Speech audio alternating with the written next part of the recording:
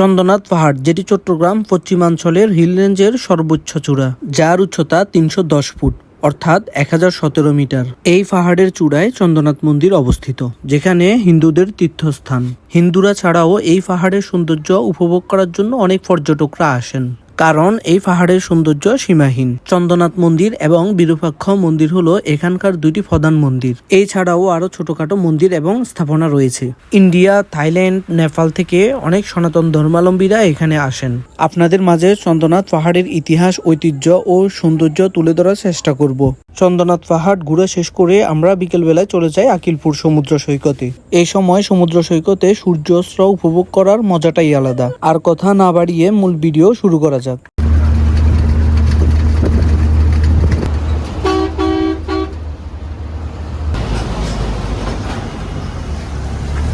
ঢাকা, চট্টগ্রাম যেখান থেকেই আসুন না কেন, চন্দ্রনাথ পাহাড় যেতে হলে সীতাকুণ্ড বাজারে নামতে হবে। এই বাজার থেকে 4 কিলোমিটার পূর্বে চন্দ্রনাথ পাহাড়ের অবস্থান। এখান থেকে আপনি লোকাল সিএনজি পেয়ে যাবেন। জনপ্রতি ভাড়া নিবে 20 টাকা করে।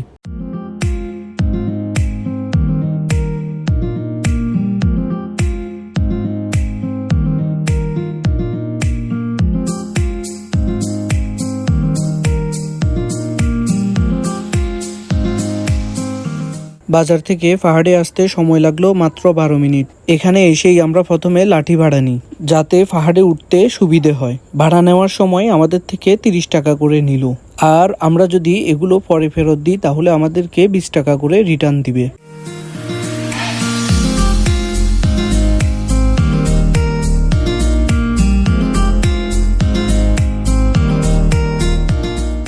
সকাল 10টায় আমাদের পাহাড়ে ওঠার জার্নিটা শুরু হয়। দেখা যাক একদম উপরে উঠতে কত সময় লাগে। এখানে ডান পাশের রাস্তাটি হলো চন্দ্রনাথ পাহাড় থেকে নামার রাস্তা এবং বাম পাশের রাস্তাটি হলো চন্দ্রনাথ পাহাড়ে উঠার রাস্তা। আমরা বাম পাশের রাস্তা দিয়ে উঠা শুরু করলাম। চন্দ্রনাথ পাহাড়ে উঠার সময় আপনারা অনেক টং দোকানের দেখা পেয়ে যাবেন। দোকানগুলোতে চা, শরবত এবং শুকনো খাবার পাবেন। পাহাড়ে ট্রেকিং করা অত্যন্ত কষ্টসাধ্য একটি কাজ, তাই ভালোভাবে প্রস্তুতি নিয়ে চন্দ্রনাথ পাহাড়ে আসবেন। জিন্স প্যান্ট না পরে আসাই ভালো, কারণ জিন্স পরে ট্রেকিং করা অনেক কষ্টকর। সবচেয়ে ভালো হয় টি শার্টের সাথে 3/4 প্যান্ট। যাই হোক, চন্দ্রনাথ পাহাড়ে ওঠার সময় ভিউগুলো উপভোগ করুন।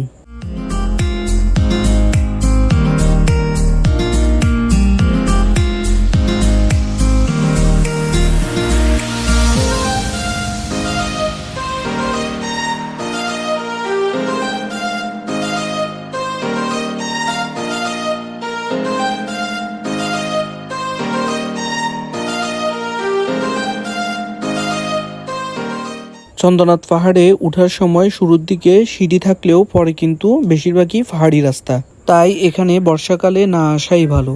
কিছু কিছু রাস্তা অত্যন্ত সরু হয়ে গেছে, যেখানে খুব সাবধানে চলাফেরা করতে হবে, না হলে যে কোনো সময় দুর্ঘটনা ঘটতে পারে।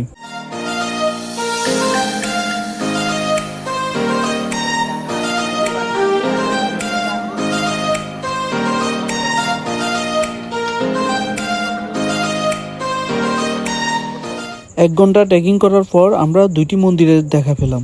মন্দিরগুলো পাহাড়ের মাঝামাঝি অবস্থানে অবস্থিত। এখান থেকে চন্দ্রনাথ মন্দিরটি দেখা যায়।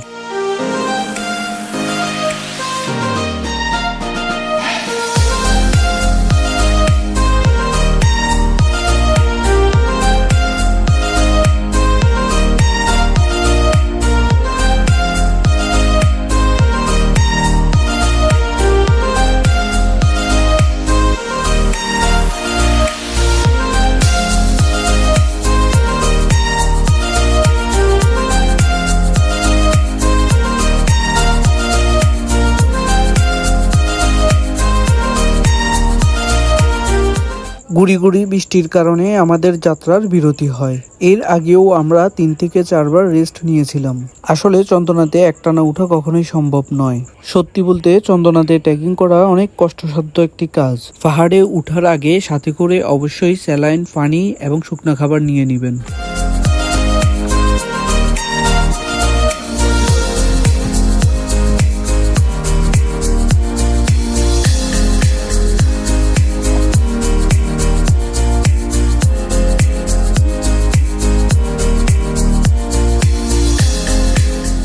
অবশেষে 2 ঘন্টা হাড়ভাঙা পরিশ্রমের পর আমরা পৌঁছে গেলাম চন্দ্রনাথ পাহাড়ের একদম শীর্ষে। এটিই হলো সেই চন্দ্রনাথ মন্দির। এই মন্দিরে সনাতন ধর্মাবলম্বীরা অনেক দূর দূরান্ত থেকে আসেন, কারণ এই মন্দিরটি হচ্ছে তাদের জন্য পবিত্র এবং তাদের তীর্থস্থান। মন্দিরের পাশেই রয়েছে একটি পুলিশ ক্যাম্প। প্রায় 1100 ফুট উপর থেকে, অর্থাৎ চন্দ্রনাথ মন্দির থেকে সীতাকুণ্ড বাজার এবং বঙ্গোপসাগর স্পষ্ট দেখা যায়। আজকে মেঘলা ওয়েদারের কারণে জোস একটি ভিউ পেলাম। এই ভিউগুলো দেখার পর ক্লান্ত শরীরে প্রাণ এলো, মনে শান্তি এলো এবং নিজের পরিশ্রমকে সার্থক মনে হলো।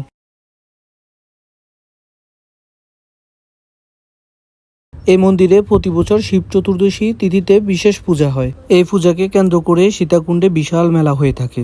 সীতাকুণ্ড চন্দ্রনাথ পাহাড় এলাকায় বসবাসকারী হিন্দু ধর্মাবলম্বীরা প্রতি বছর বাংলার ফাল্গুন মাসে এই মেলাটি আয়োজন করে থাকেন, যেটি শিব চতুর্দশী মেলা নামে পরিচিত।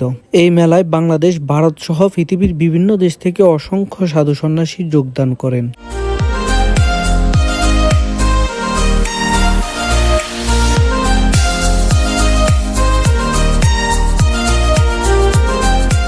চন্দ্রনাথ মন্দিরে অনেক সময় কাটানো হলো। এখন আমরা চলে যাব লাঞ্চ করতে। নামার পথে দেখলাম আনারস বিক্রি করছে, তাই আমরা সবাই মিলে আনারস খেলাম। ক্লান্ত শরীরে আনারসগুলো খেতে বেশ ভালোই লাগলো। একটু রেস্ট নেওয়ার পর আবার শুরু হলো আমাদের পথযাত্রা। নামার সময় যদিও খুব দ্রুত নামা যায়, কিন্তু অনেক কষ্ট করে নামতে হয়, কারণ নামার পথে সিঁড়িগুলো অনেক খাড়া।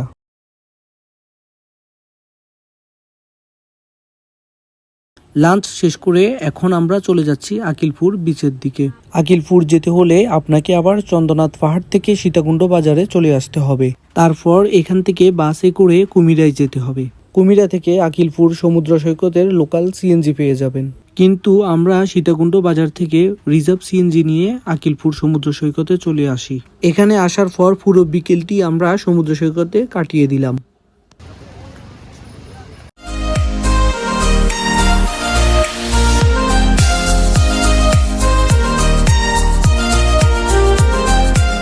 পুরো বিকেল জুড়ে সূর্যাস্ত উপভোগ করার পর সন্ধ্যার দিকে বাড়ির উদ্দেশ্যে রওনা দিলাম।